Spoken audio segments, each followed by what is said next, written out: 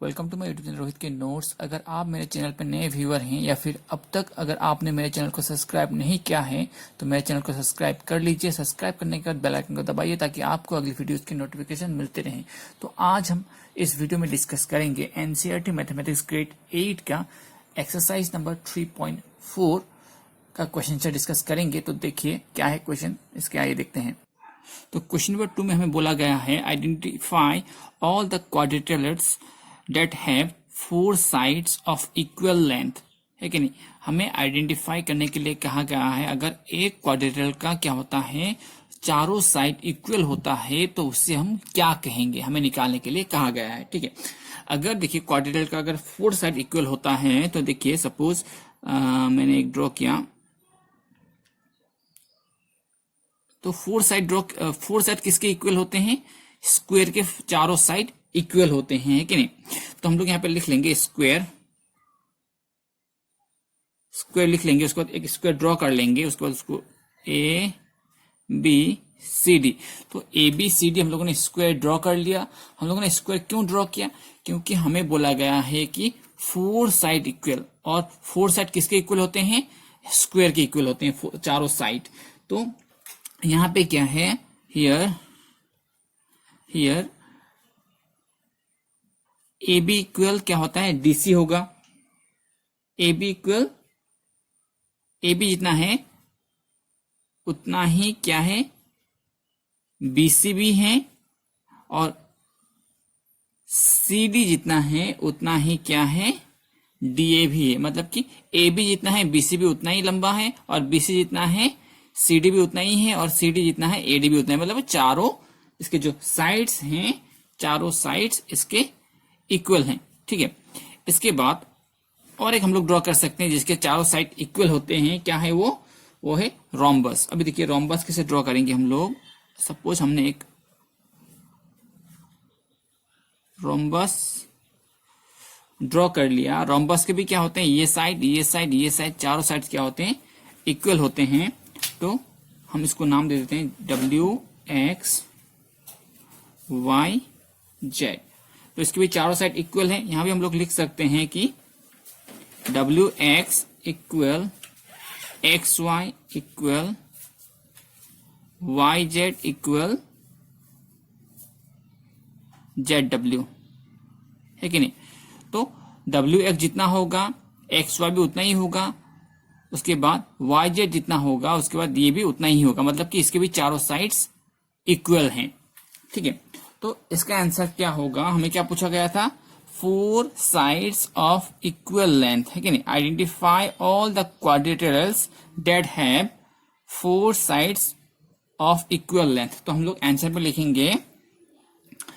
लिखेंगे the quadrilateral, QUADRILATERA, quadrilaterals that have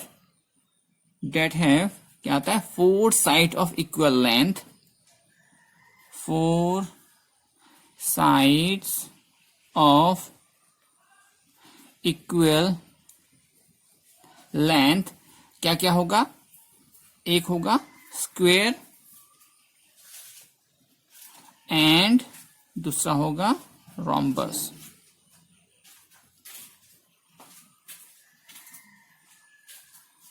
तो question number A का जो क्वेश्चन नंबर 2 का जो ए था, ए का आंसर क्या होगा, इतना होगा। ठीक है, उसके बाद हम आते हैं क्वेश्चन नंबर 2 का जो बी है। बी में क्या बोला गया, देखो 4 राइट एंगल्स। तो चारों एंगल जो हैं राइट एंगल होने पड़ेंगे।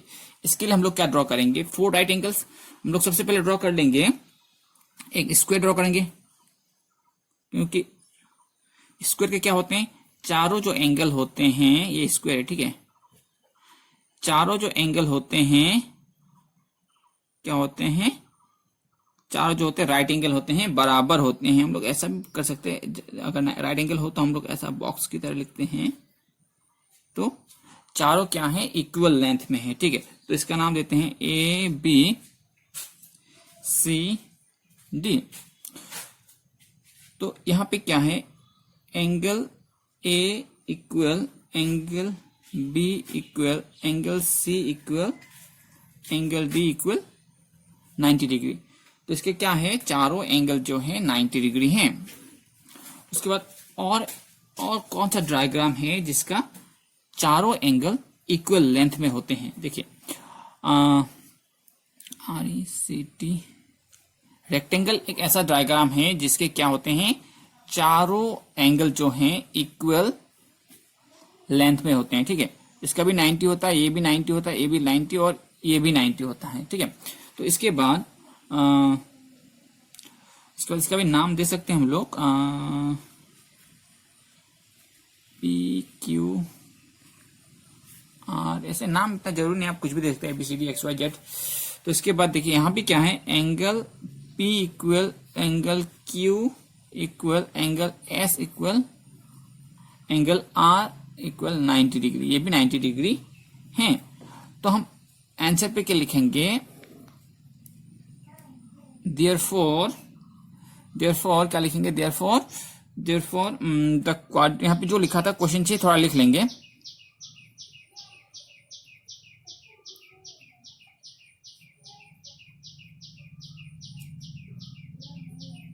Quadrilaterals that have 4 right angles are क्या होगा, ए होगा स्क्वेयर और बी होगा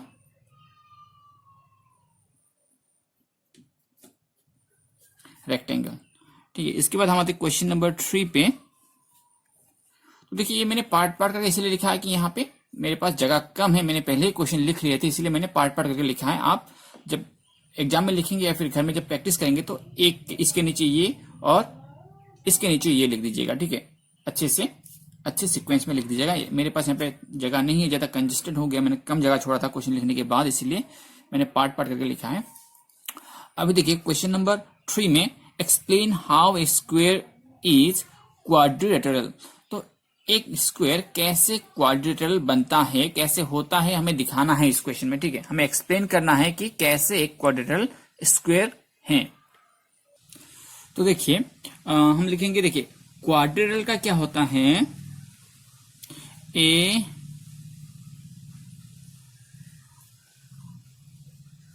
क्वाड्रिलेटरल हैज, कितने साइड होते हैं इसके, 4 साइड्स है कि नहीं। तो ए स्क्वायर ऑल्सो हैज 4 साइड्स है कि नहीं। क्वाड्रिलेटरल के भी 4 साइड होते हैं, इसका भी 4 साइड होता है। So therefore it is a, I को क्या कहते हैं, इट इज ए क्वाड्रिलेटरल।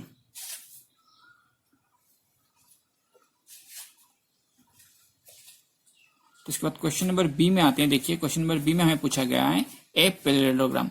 तो how explain how a square is a parallelogram, square कैसे एक पैरेललोग्राम बनता है हमें दिखाना है, हमें एक्सप्लेन करना है। ठीक है, तो देखिए पैरेललोग्राम का क्या होता है, मैंने पैरेललोग्राम का शॉर्ट फॉर्म लिखा। ठीक है, parallelogram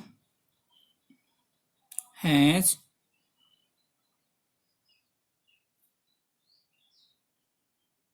both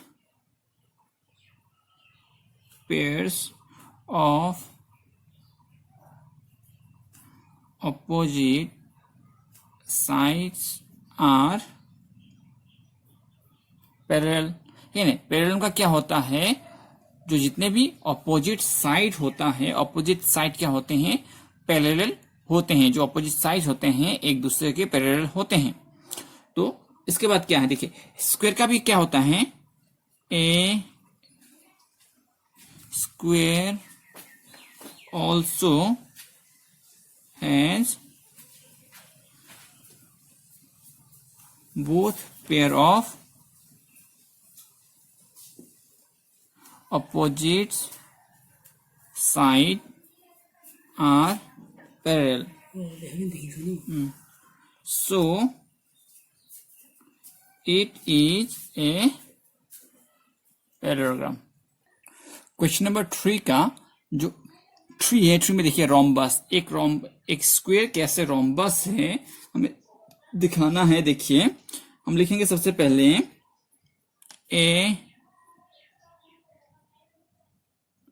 a rhombus is a parallelogram, है कि नहीं, where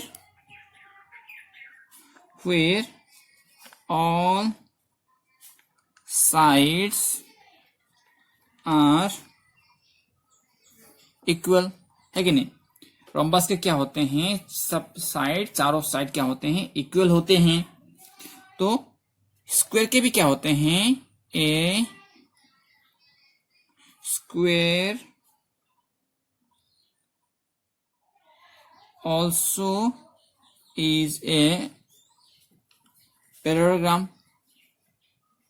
where all sides are equal। तो क्या होता है, रोम्बस के भी सब साइड क्या होते हैं, पैरेलल होते हैं, इक्वल होते हैं, और स्क्वायर के भी सारे साइड क्या होते हैं, इक्वल होते हैं। सो हम लोग लिखेंगे लास्ट में, so it is a rhombus. ठीक है, इसके बाद आते हैं क्वेश्चन नंबर 3 का जो 4 है, लास्ट है 3 का, उस पर आते देखिए, उस पर क्या है, ए रेक्टेंगल। एक रेक्टेंगल किस तरह से एक स्क्वायर किस तरह से रेक्टेंगल है हमें दिखाना है। तो देखिए a rectangle is a parallelogram where all angles are 90 degree। तो a square is also a parallelogram where all angles are 90 degree, है कि नहीं। रेक्टेंगल के भी क्या होते हैं, सारे एंगल 90 डिग्री होते हैं, और स्क्वायर के भी सारे क्या होते हैं, 90 डिग्री होते हैं। और स्क्वायर के भी क्या होते हैं, स्क्वायर भी क्या है, रेक्टेंगल भी क्या है, एक पैरेललोग्राम है, और स्क्वायर भी क्या है, एक पैरेललोग्राम है। So it is a rectangle. ठीक है, तो देखिए क्या है, रेक्टेंगल का भी क्या होता है, एंगल, सारे एंगल 90 डिग्री होते हैं। स्क्वायर का भी सारे एंगल 90 डिग्री होते हैं। रेक्टेंगल का भी ऑपोजिट साइड्स इक्वल होते हैं, और स्क्वायर का भी सब साइड इक्वली होते हैं, लेकिन हम उसका ऑपोजिट साइड इक्वल है भी बोल सकते हैं। तो एक जो स्क्वायर है वो रेक्टेंगल भी हो सकता है। ठीक है, इसके बाद हम आते हैं क्वेश्चन नंबर 4 पे। क्वेश्चन नंबर 4 में क्या है, देखिए क्वेश्चन नंबर 4 में हमें पूछा गया है, name the quadrilateral whose diagonals bisect each other. ठीक है, तो देखिए बाइसेक्ट ईच अदर पूछा गया है, तो क्या होता है,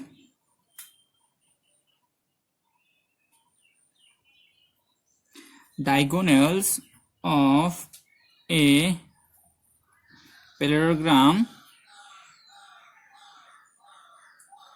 bisect each other, है कि नहीं। तो since क्या है, since rhombus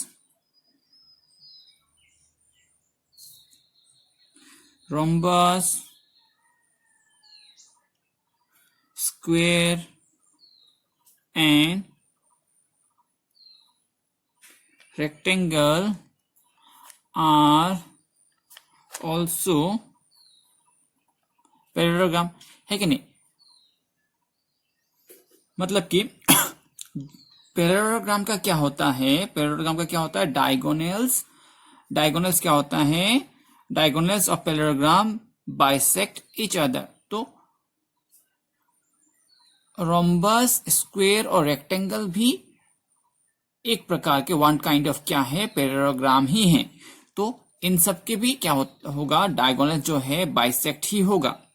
तो देखिए देयरफॉर, ये समझे ना, देखिए बाइसेक्ट ईच अदर है कि नहीं, name the quadrilateral whose diagonals bisect each other, ठीक है।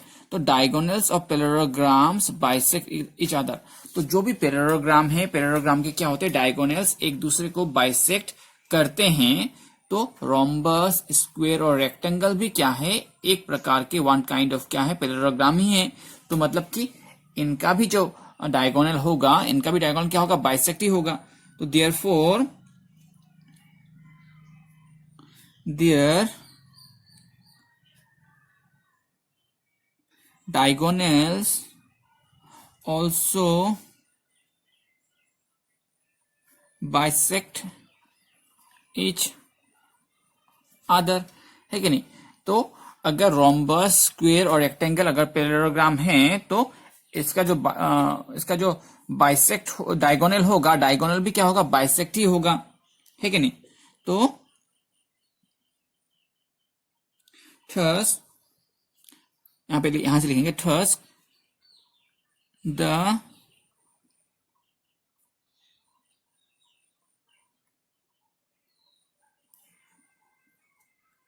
quadrilateral whose diagonals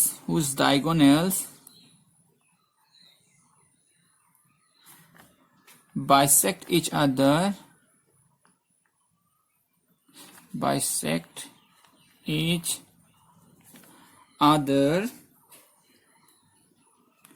are, ए क्या होगा, पैरेललोग्राम। मैंने पे शॉर्ट में लिखा, आप इसका फुल फॉर्म लिख दीजिएगा, पैरेललोग्राम। तो बी क्या होगा, रोम्बस, और सी क्या होगा, स्क्वायर, और डी क्या होगा। तो पैरेललोग्राम, रोम्बस, स्क्वायर और रेक्टेंगल का जो भी डायगोनल होगा वो क्या होगा, बाइसेक्ट होगा, एक दूसरे को बाइसेक्ट करेंगे, ठीक है। तो इसके बाद क्वेश्चन नंबर 4 का ही जो 2 है, सेकेंड पार्ट है, 2 में आते हैं, क्या देखिए वहां पे पूछा गया है, the perpendicular bisectors of each other, ठीक है। तो यहाँ पे हमें क्या करना है, तो देखिए the perpendicular bisectors of each other था, तो हम क्या लिखेंगे, देखिए the diagonals are perpendicular bisector when sides of a quadrilateral are equal, है कि नहीं। हमें क्या होना पड़ेगा, जो क्वाड्रिलेटरल दिया रहेगा उसके चारों साइड्स बराबर होने पड़ेंगे। तो हमें भी एक ऐसे क्वाड्रिलेटरल का नाम बताना है, एक या एक से ज्यादा, जिसके सब साइड्स बराबर होते हैं, ठीक है। Rhombus and square are quadrilateral that have their sides equal. अगर साइड्स इक्वल होगा तभी ही परपेंडिकुलर बाइसेक्टर्स होगा, ठीक है। तो इसका आंसर इतना ही है। इसके बाद हम आते क्वेश्चन नंबर 5 में। तो क्वेश्चन नंबर जो 4 का 3 था, तो 3 में देखिए हमें the diagonals of a quadrilateral are equal if its all the angles are equal. अगर इसके सारे एंगल इक्वल होंगे तभी क्या होगा, डायगोनल भी इक्वल होगा। तो सारे एंगल इक्वल किसके होते हैं, सारे एंगल इक्वल होते हैं स्क्वायर और रेक्टेंगल का। सो इसका आंसर क्या होगा, square and rectangle have their all the angles are equal. तो इसका आंसर होगा रेक्टेंगल और स्क्वायर, यानी स्क्वायर और रेक्टेंगल, ठीक है। तो इसके बाद हम आते हैं क्वेश्चन नंबर 5 में। क्वेश्चन नंबर 5 में हमें कहा गया है, explain why a rectangle is a convex quadrilateral. तो एक रेक्टेंगल किस तरह से कन्वेक्स क्वाड्रिलेटरल होता है हमें बोलना है। तो हम एक रेक्टेंगल ड्रॉ कर लेते हैं। इसके लिए देखिए हमने एक रेक्टेंगल ड्रॉ कर लिया और इसको हम लोग नाम भी दे देते हैं ए बी सी डी। और अगर हम लोग इसका एक डायगोनल खींचते हैं इधर से और इधर से एक एक डायगोनल खींच देते हैं और ये जो मिड पॉइंट का नाम दे देते हैं ओ। अभी हमें पता है कि ये साइड और ये साइड इक्वल होता है और ये साइड और ये साइड जो अपोजिट साइड्स हैं ये इक्वल हैं। और हमें ये भी पता है कि डी से लेके ओ तक जितना लेंथ है उतना ही लेंथ ओ से लेके बी तक है। सेम लेंथ क्या है ओ से लेके ए तक है और सेम लेंथ कितना है ओ से लेके सी तक। मतलब कि ये मिड पॉइंट तक का लेंथ क्या होता है, बराबर होता है रेक्टेंगल का जो डायगोनल रहता है। इसके बाद हम लिखेंगे, देखिए इन convex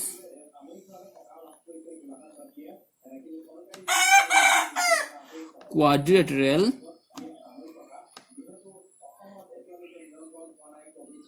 diagonals lies in the diagonal lie in the interior। हमने पहले भी पढ़ा था, अगर डायगोनल इंटीरियर पर आता है, लाई होता है, तो क्या होता है, वो कन्वेक्स होता है। और डायगोनल अगर एक्सटीरियर पे चला जाता है तो वो क्या था, वो था कॉनकेव, है कि नहीं। तो इसके अंदर है तो ये क्या होगा, कन्वेक्स होगा। तो अभी लिखेंगे rectangle ABCD has 4 sides, its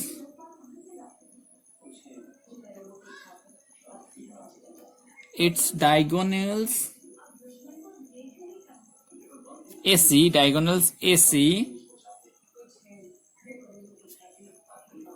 and BC, diagonal जो AC और BC हैं,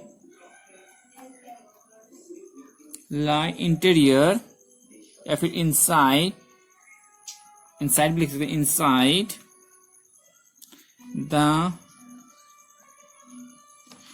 द रेक्टेंगल। जब भी डायगोनल इनसाइड होता है तो वो क्या होता है, कन्वेक्स होता है कि नहीं। तो देयरफॉर हम लोग लिखेंगे ABCD इज ए कन्वेक्स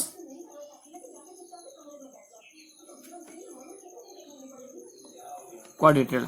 तो हमें इस क्वेश्चन में इतना ही करना था, हमें सिर्फ एक्सप्लेन करना था। देखिए मैं फिर से एक बार बताता हूं, explain why a rectangle is a convex quadrilateral.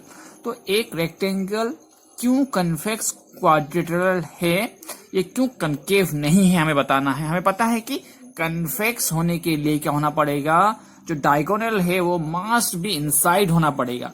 तो हमने लिखा in a convex quadrilateral diagonals lies in the interior, है कि नहीं। हमें पता है, हमने पहले वीडियो में देखा था, 3.1 में हमने किया था, 3.1 3.2 ऐसे में हमने किया था। तो इसके बाद देखो डायगोनल इनसाइड हो रहे हैं, तो जब भी डायगोनल इनसाइड होगा वो जो भी डायग्राम रहेगा वो डायग्राम क्या होगा, कन्वेक्स ही होगा। यहाँ पे हमें ABCD एक डायग्राम दिया गया है, तो इसके 4 साइड है और डायगोनल क्या है, इनसाइड है। तो इसके 2 डायगोनल है, एक है AC और दूसरा है BC, तो दोनों इनसाइड हैं। तो इसीलिए क्या होगा, ABCD is a convex quadrilateral. तो इसके बाद हम आते हैं क्वेश्चन नंबर 6 पे। देखिए क्वेश्चन नंबर 6 में हमें पूछा गया है ABCD is a right angle triangle and O is the midpoint of the side opposite to the right angle. Explain why O is equidistant from A, B and C. उसके बाद हमें bracket पे दिया गया है the dotted lines are drawn additionally to help you. तो हमें दिखाना है इस क्वेश्चन में कि ABCD, ये डॉटेड लाइन अगर हम लोग हटा देते हैं तो क्या बनेगा, ABCD एक राइट एंगल ट्राइंगल बनेगा, ठीक है। तो ये डॉटेड लाइन अगर हटा देंगे तो हमें सिर्फ दिखाना है कि ये जो डायगोनल खींचा हुआ है तो मतलब ये B से लेके O तक जितना डिस्टेंस है, सेम डिस्टेंस A से लेके O तक भी है और C से लेके O तक भी है। मतलब कि यहां से लेके यहां तक, यहां से लेके यहां तक और यहां से लेके यहां तक डिस्टेंस जो है इक्वल डिस्टेंस है, हमें इस क्वेश्चन में दिखाना है। तो ये डायग्राम हमें दिया गया है कि नहीं। तो हम लोग क्या ड्रॉ करेंगे, पहले ड्रॉ तो कर लिया हम लोगों ने, इसके बाद क्या लिखेंगे, देखिए हमें पता है कि if we extend BO to D, we get a rectangle ABCD। अगर हम लोग इस डॉटेड लाइन को, अगर पहले डॉटेड लाइन नहीं था समझिए, लेकिन ऐसा था समझिए, अगर हम लोग इस डॉटेड लाइन को दे देते हैं, जैसे भी इधर से और इधर से दे देते हैं, तो क्या ये एक रेक्टेंगल बन गया। अगर डॉटेड लाइन हम लोग हटा देंगे तो अभी तक क्या बन रहा था, एबीसी एक क्या बन रहा था, एबीसी एक, जो एबीसी एक है, एबीसी एक क्या बन रहा था, राइट एंगल ट्राइंगल बन रहा था।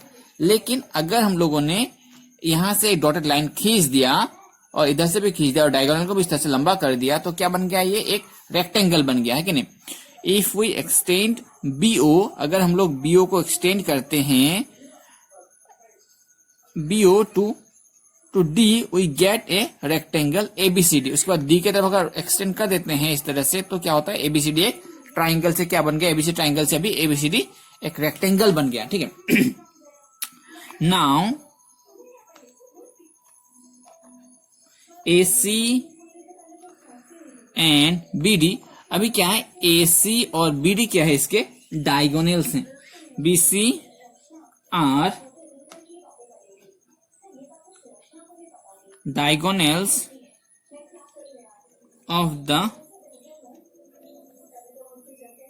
The rectangle. अभी जो है AC और BD क्या बन गया, डायगोनल बन गया रेक्टेंगल का, है कि नहीं। अभी देखिए, सो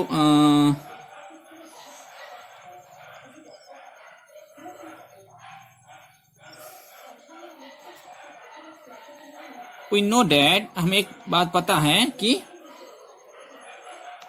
इफ ए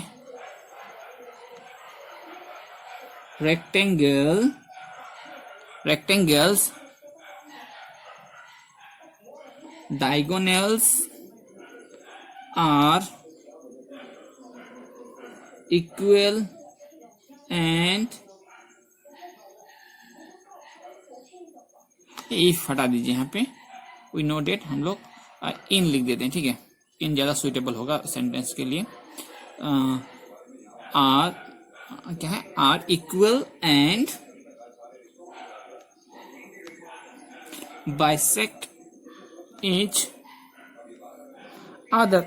हमें पता है कि रेक्टेंगल का जो है डायगोनल अगर एक दूसरे को बाइसेक्ट करते हैं, तो जो ये क्या होता है, इक्वल डिस्टेंस पे होता है, इक्वल डिस्टेंस पे क्या करते हैं, बाइसेक्ट करते हैं, ये बात हमें पता है। तो इसके बाद हम लोग लिखेंगे सो अभी क्या होगा, AC जो है, AC जितना लंबा है उतना ही लंबा कितना है, BD है, AC इक्वल BD, और AO जितना है, AO इक्वल कितना है, OC, ठीक है। इसी तरह से BO इक्वल कितना है, OD। मतलब कि अगर AC BC के बराबर है, इसका मतलब क्या होता है, देखिए, अगर AC जो AC है BD के बराबर है, इसका मतलब क्या हुआ, AO जितना लंबा है OC भी उतना ही लंबा है, BO जितना लंबा है OD भी उतना ही लंबा है, ठीक है। इसके बाद थोड़ा मैं ऊपर ले जाता हूं इसको। इसके बाद and AO equal OC equal OB equal OD, है कि नहीं। इसके बाद पूरा फुल वीडियो पे कवर नहीं हो रहा है, इसलिए मुझे थोड़ा सा हिलाना पड़ रहा है इससे, ठीक है। तो इसके बाद देखिए, so it is clear that O is equidistant